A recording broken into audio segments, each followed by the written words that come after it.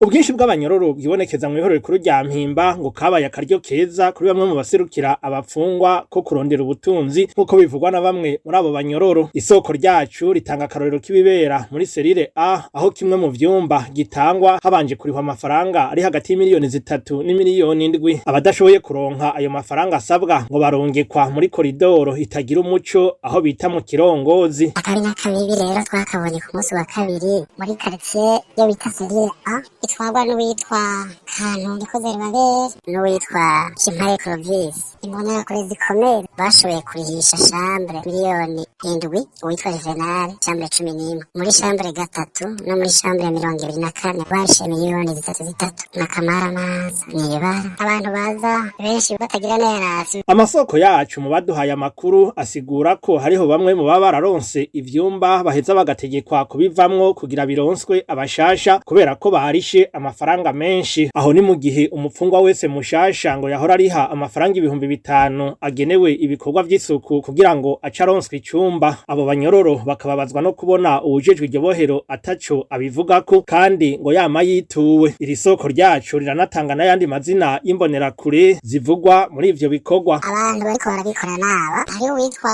𝐤𝐦𝐻𝐴𝐻𝐿𝐴 atwara serire B yagaragaye mu bitero vya Safisha muri 2010. Hari uwundi 𝐤𝐻𝐴𝐻𝐿𝐴 nk'uwitwa Rene Capitaine General wa quartier Minerafa. Ubutegetsi bwa direction burabizi ko ikintu kimenya yamenya imodokari yitwaga n'umuyobozi.